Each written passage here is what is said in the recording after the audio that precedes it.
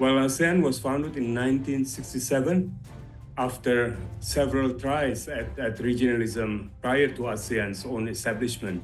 Because prior to ASEAN, there were actually several attempts at building a regional organization for Southeast Asia, but none of them found traction. Ultimately, in 1967, ASEAN, through the Bangkok Declaration, was set up. The reason behind the establishment of ASEAN, this is actually not too difficult to simplify, because every ASEAN member countries then had different motivations why they wish to join or establish ASEAN.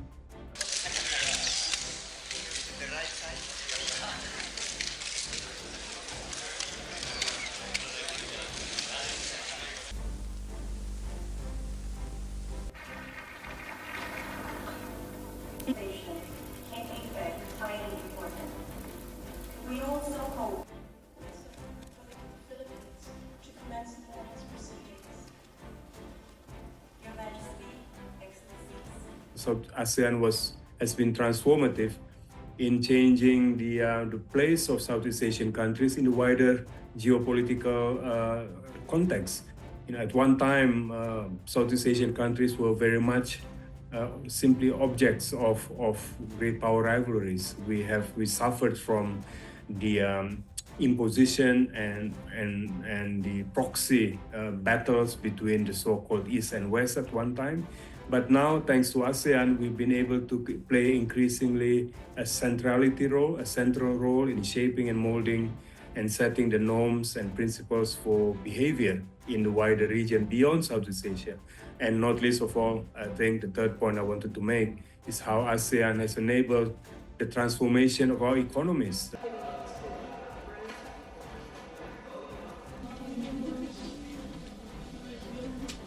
You mentioned study under...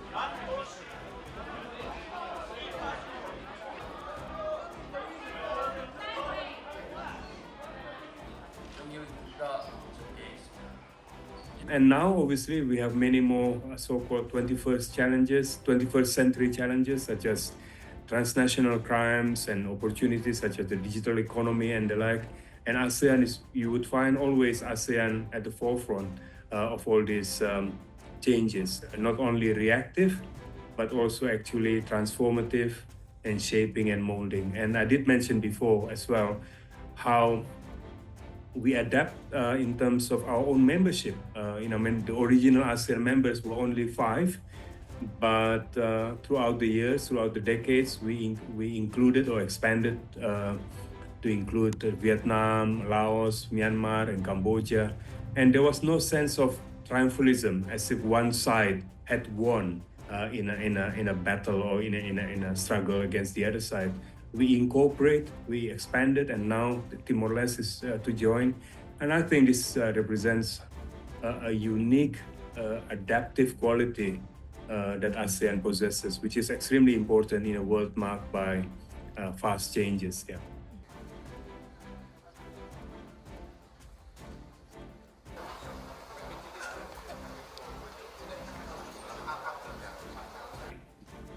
To succeed, ASEAN must remain united.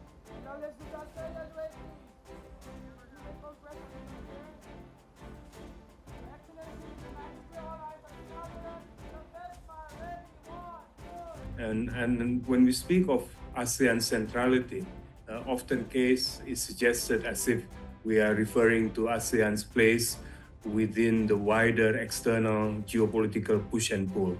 That is certainly the case. That is one challenge we have to overcome, because ASEAN, throughout the decades, we have been dealing with such push and pull, geopolitical push and pull, expressing the hope and wish not to choose sides, so to speak, to exercise autonomy, to be a group of countries that can be that has convening power and bringing divergent powers amidst the ASEAN family.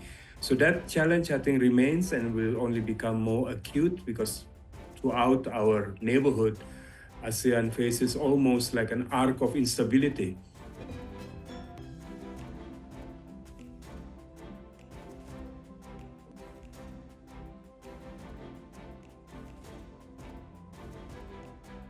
ASEAN jelas menjadi epicentrum of growth. Modal ASEAN besar untuk meraihnya, tapi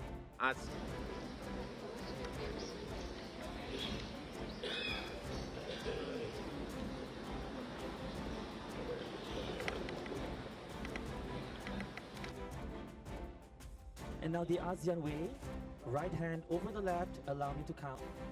Thank you very much, Excellencies. You may kindly return to your seats.